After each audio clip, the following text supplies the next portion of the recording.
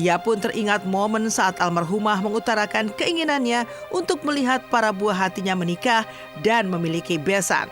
Namun, Tuhan berkehendak lain. Marisa terlebih dahulu pergi sebelum momen itu terjadi.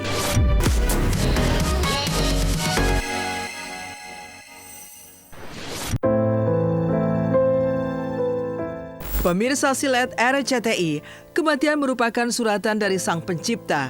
Namun saat itu datang kepada orang terkasih, tentu meninggalkan luka yang begitu mendalam. Begitu pula dirasakan oleh keluarga serta kerabat Marisa Haque. Apalagi almarhumah meninggal dunia dengan begitu mendadak. Bahkan menurut sang adik Soraya Haque, kakaknya tidak memiliki gejala penyakit dan dalam kondisi cukup sehat. Bahkan Soraya membantah bahwa almarhumah terjatuh karena memang yang pertama kali menemukan almarhumah sedang tertidur dan sudah tiada adalah Ikang Fauzi di kamar. Rasa kehilangan yang begitu besar juga dirasakan oleh Shahnaz Haque yang sangat terkejut oleh kabar kepergian sang kakak. Dengan mata berkaca-kaca, ia kembali teringat pesan terakhir almarhumah yang memintanya untuk kembali melanjutkan pendidikan. Lantas, kapan kakak beradik ini bertemu terakhir kali? Benarkah walau jarang bertemu, mereka tetap komunikasi lewat WhatsApp? Seperti apa pula kenangan dan sosok Marisa Haque sebagai seorang kakak di mata para adiknya semasa hidup?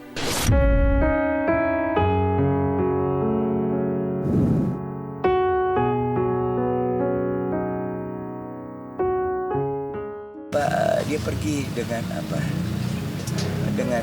tiba-tiba ya ada pesan khusus yang memang waktu itu sempat sakit, cuma udah ke dokter dan ya mungkin iya baik. Saya minta maaf nih.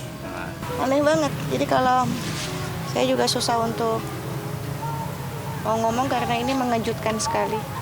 Dan ketika saya memeluk jenazah, anak-anaknya dan Ikang itu bilang ibu itu paling bangga sama adik-adiknya. Terakhir dia WA saya itu dia suruh saya sekolah lagi. Saya katakan ini adalah ajal. Karena ajal bisa datang dalam hitungan detik. Jadi mau ada yang pakai penyakit, ada yang tanpa penyakit, ada yang usianya muda, ada yang karena satu situasi tertentu mungkin rezeki kakak saya dapatnya adalah yang seperti ini. Sebetulnya ada sekitar 2 bulan tidak ketemu sama dia secara langsung. Mendengar kabar tersebut?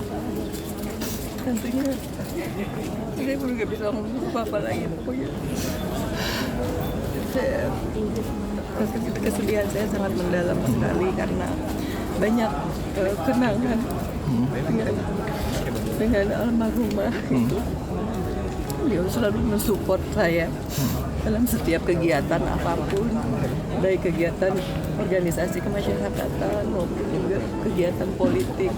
Kita sering berdiskusi dan saling support. Ya kita kaget ya, semuanya juga kaget pastinya. Tapi itulah kematian sesuatu yang pasti. Tinggal kita menunggu waktunya aja kapan gitu ya. Perempuan yang luar biasa. Ibu saya luar biasa, cantik luar dalam. Semua momen sama ibu itu indah. Kok ngagetin ya? Gak ada sakit, gak ada apa kok. Tiba-tiba kita dapat kabar, kalau nggak salah katanya sekitar jam 2 wafatnya Ica itu. Jadi ya pasti kaget banget karena kita tahu bahwa Ica itu begitu, almarhumah ini kan begitu energi dengan pekerjaannya. Yang aku tahu seperti itu, jadi nggak ada dengar sakit dan apa kok tiba-tiba gitu. Malah ada saya membaca katanya kanker payudara, itu salah besar, itu nggak ada. Ya, jadi aku sedikit klarifikasi bahwa itu nggak ada. Almarhumah ini orang yang sangat aktif ya, kayaknya tidak pernah berhenti untuk berkarya, dan dia orang yang kita tahu semua, dia cantik, pintar, tidak pernah berhenti belajar, itu Ica. Mudah-mudahan keluarga beliau Mas Ikang dan anak-anak, Cika dan Bella diberikan kesabaran dan kemudian ridho atas kepergian beliau, dan mudah-mudahan segala amal ibadah beliau diterima di sisi Allah Subhanahu wa Ta'ala. Gitu. Dan ibu emang beberapa waktu yang lalu sempat drop tapi tetap dipaksa beraktivitas sama dia gitu kan. Ibuku sekarang aktifnya dosen kan, ngajar gitu, itu juga dari jam 7 pagi gitu. Ya kita sih bilangnya udah, Bu, kalau sakit istirahat aja, cuman emang dia sangat passionate dengan ngajar gitu. Sementara itu, Syahnas mengaku dirinya tidak merasakan firasat bahwa almarhumah akan pergi ke pangkuan Sang Pencipta. Namun, jelang 13 hari lagi, hari ulang tahunnya pada tanggal 15 Oktober mendatang, Marissa kerap membicarakan perihal kematian. Lantas benarkah dimakamkan di tanah kusir merupakan permintaan dari almarhumah dan diperjuangkan oleh anak-anaknya yang sampai meminta bantuan di media sosial dan seolah menjadi salah satu pertanda? Dan berbagi terhadap ilmu sambil sekaligus menuntut ilmu. Kalau tiba-tiba Allah memanggil kita pulang ke rumah abadi kita, katanya sih masuk surga. Karena jatuhnya jihad begitu, bener gak sih? Kalau meninggal kan gak harus tunggu tua ya. 15 Oktober besok itu harusnya 62 tahun. Tapi kata anak-anaknya belakangan udah ngomongnya soal ini nih. Ke Ikang juga ngomongnya udah tuh soal ini. Dan selalu bilang kalau meninggal mendadak enak kali ya. Gak menyusahkan yang mau pergi dan gak menyusahkan buat yang ditinggal. Itu terus. Dan kejadian. Jadi kayak harusnya yang dapat tanda memang dia yang dapat tanda. Kami nggak dapat apa-apa. Teman-teman mesti tahu bahwa tanah kusir itu kafling kosong tuh susah banget. Kalau ditumpuk mungkin. Kalau di sini tuh ayahnya Ikang yang ada, tapi udah tumpuk 3, udah nggak bisa. Tiba-tiba hari ini tuh mudah sekali dapat kafling kosong ini. Dan memang itu maunya, padahal saya udah bawa surat kuburan, kemungkinan ditumpuk sama orang tua saya yang bukan di area ini. Bu Marissa meninggal. Sebenarnya kita tuh ngiranya kalau itu tuh ibunya Ibu Marissa, cuman ternyata Bu Marissa sendiri yang meninggal. Padahal kemarin pas di kampus itu ibunya udah bilang kayak doain ibu ya biar nanti kalau meninggal dilancarin semua, terus biar enggak ngeberatin keluarga karena biaya rumah sakit sekarang mahal.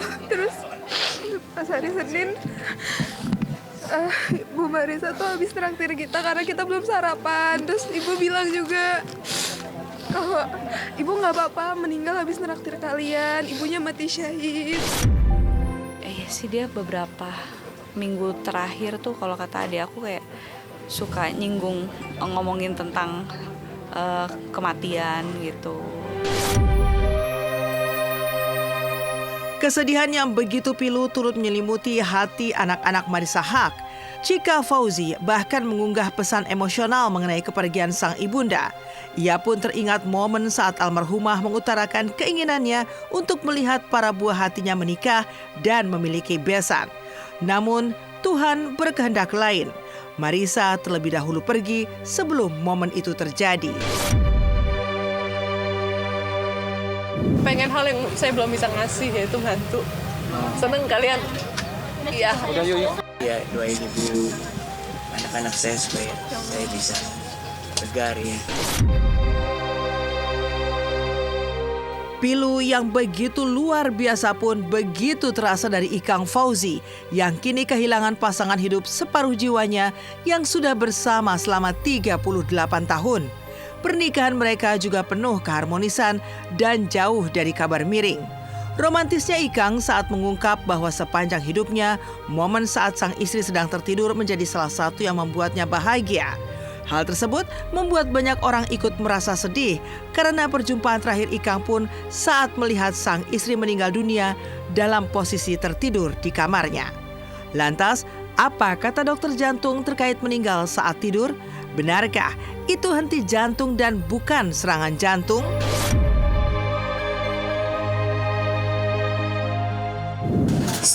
cinta. Masya Allah, aku beruntung ya Allah bisa menjadi suamimu.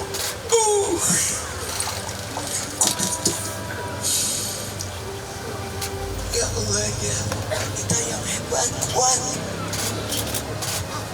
Ini harus dia berjuang untuk mendapat gelar profesor.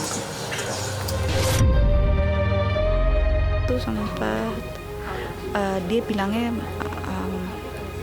bilangnya dehidrasi sama demam, tapi habis diinfus bentar gitu besokannya udah membaik sih gitu. Ibu dulu punya riwayat tiroid tapi udah diangkat, udah lama sembuh gitu, cuman memang dia tidak bisa terlalu capek gitu.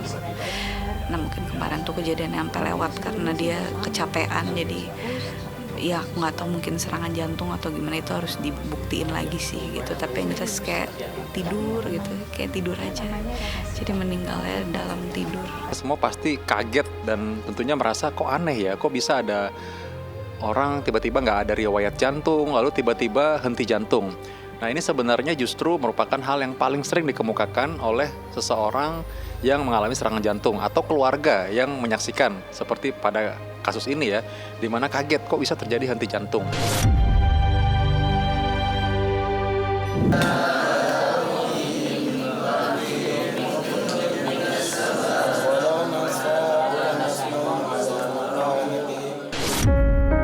Marissa Haque menikah dengan Ikang Fauzi di tanggal 3 Juli tahun 1986 dengan penuh perjuangan karena sempat tidak mendapat restu.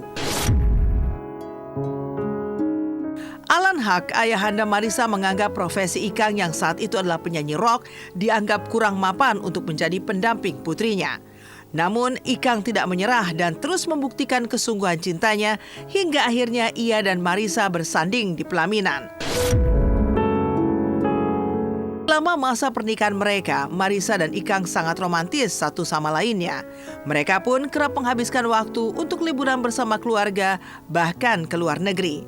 Tim Silet pun sempat mengabadikan momen betapa perhatiannya Marissa saat menyiapkan pastel tutup yang merupakan makanan favorit suami dan anak-anaknya. Ikang bahkan sampai berkali-kali pingsan saat menghantarkan almarhumah ke tempat peristirahatan terakhirnya. Almost at the end of my dream, ada ujuk-ujuk kayak film Satria Bergitar, yang kayak Uma Irama, kan Uma Irama putih ya. Kuda ini sumpah demi Allah nih kayak film. Tapi kudanya tuh kuda Arab, hitam. Terus gue ngeliat ke atas, loh kok ini penyanyi rock yang mobilnya paling jelek nih? Mobilnya hardtop, udah bolak-balik mogok, karatan, itu Ikang Fauzi. Ya ampun. Jadi aku milih yang paling miskin. Kemudian? Ya menikah. Masa depan apa mungkin kata bapakku gitu dalam hatinya. Terus aku bilang, ayah, dia UI.